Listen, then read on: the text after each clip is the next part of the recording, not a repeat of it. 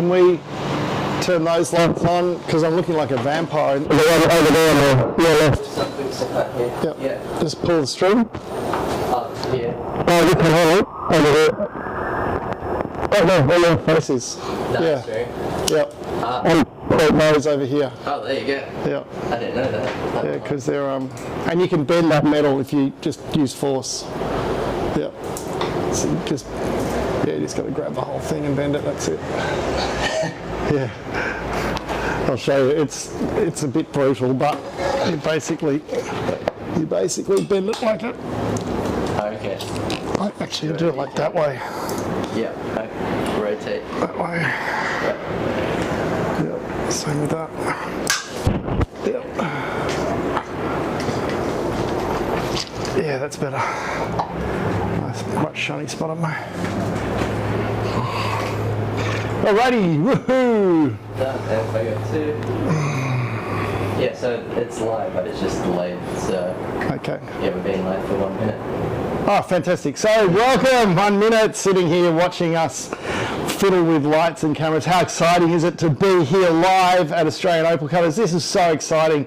Live and bringing to you the amazing, incredible world of Australian Opals. And you know what I love about Australian Opals is that there is just so much to know, but it's fun. It's a fun adventure because you can find incredible little treasures literally, and we're going to give you little tricks and tips to really help you get started. But the first thing we want to do is have a look at the different types of opal. So you've got the basics, and the basics are literally starting with what does a black opal look like. Now I've got a really pretty classic engagement ring black opal here, and this is a stunning example of what we could say is a pinfire or a floral pattern. And the difference between pinfire and floral is pinfire are little pin spots of colour, okay, tiny little spots. Now these get larger and become what's called floral. Think of a field of flowers. It's that simple. A lovely field of flowers, and you've got little bits of orange. I don't know if you can see the orange, but mostly green on this one, green and blue. Now, opals will change colour with different lights. It's a fact, okay? And I kid you not, this ring that I love to wear, this guy here, it's got some beautiful blue-green on it, but when you go swimming, incredibly, it shows a bright orange. It's just, I never see that orange anywhere else unless I'm in the water, in the surf, and then out it comes. It's just amazing. So, little black opal, dark black. Now, here's a little bit of a fascinating little fact for you. That little pendant opal is actually worth more than this large, what we call dark opal. Now, quite frankly, this dark opal could have actually formed in exactly the same mine at Lightning Ridge. It's quite possible, right? Quite possible, because in opal, the amount of iron oxide is what determines how black it is. It's literally an impurity that gets into the gemstone. So when we have a gemstone like this, and this is, I don't know if you can see that, but it's very crystally, it's very see-through. You can see how you can actually see through that one.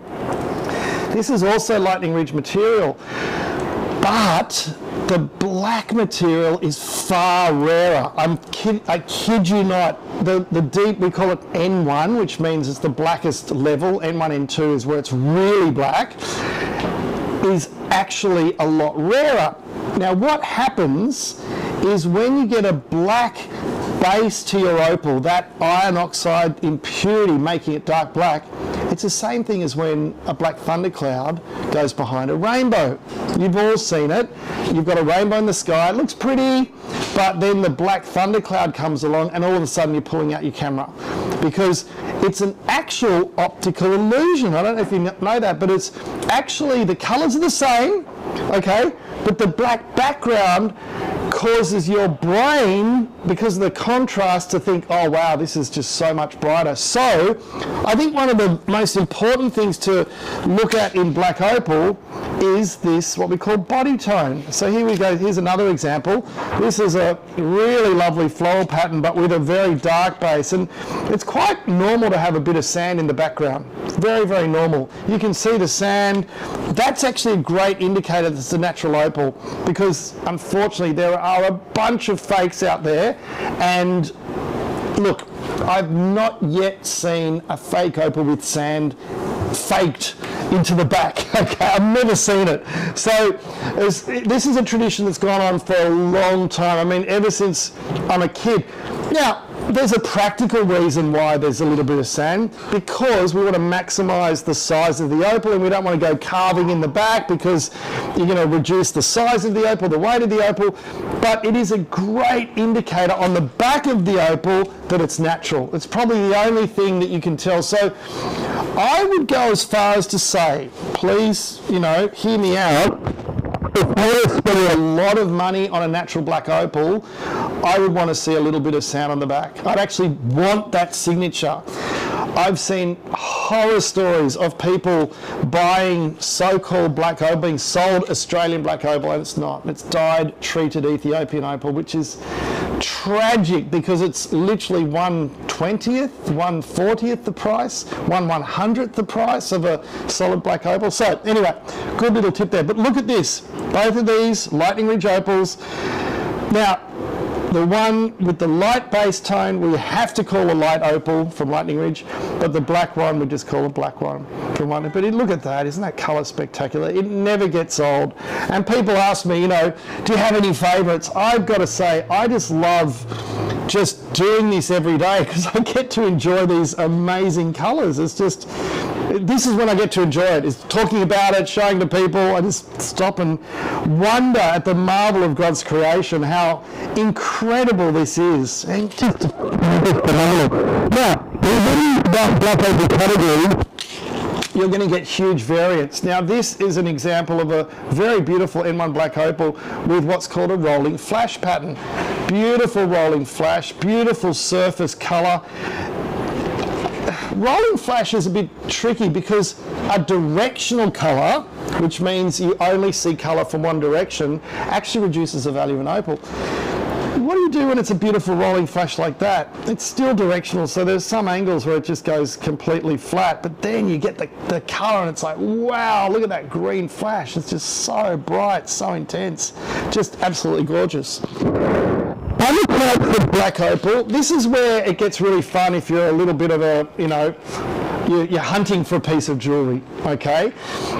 When you get an opal like this, for example, you've got beautiful floral pattern, beautiful.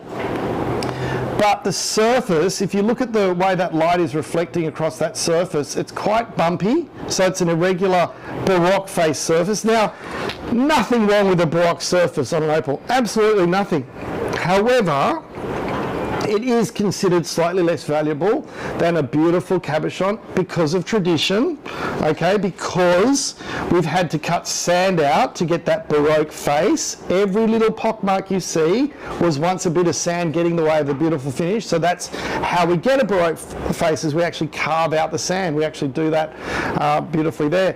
And then we've got a little bit of cloudiness, a little bit where the sand went a little bit too far, but this is a piece where, because of those imperfections, you literally can't see the difference from 6 feet between that and an opal that would look very similar and be worth literally maybe 5 times as much without those imperfections. So the point I'm making is, it's beautiful natural black opal. Imperfections are things that you really need to be an expert to pick.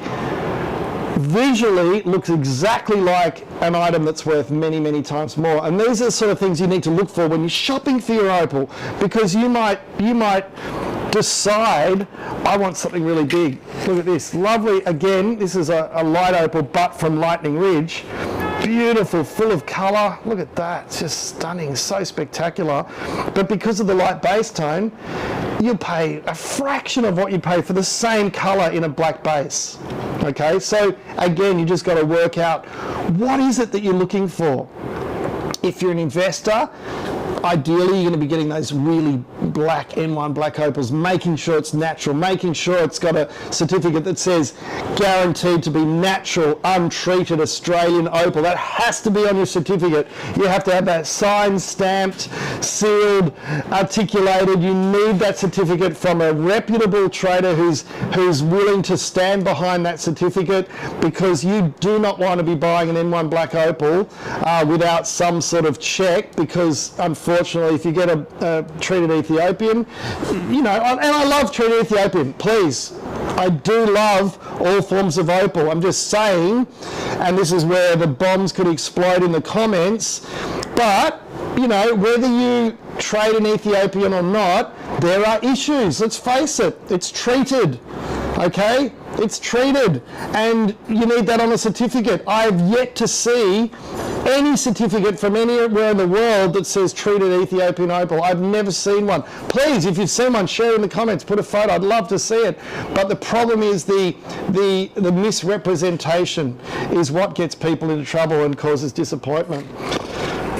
And last of all, I want to show you these types of opals here, these little guys, because this is where I would argue most black opals actually sit. This is the place most black opals sit. They sit in this range of more dark opal. Now, I don't know if you can see this on the camera, but there's a little bit of evidence of the darkness through here and through here. Hopefully you can see that. They're great indicators of that iron oxide that we talked about. Often the back will be the giveaway, and some people can actually pick different fields from looking at the opals.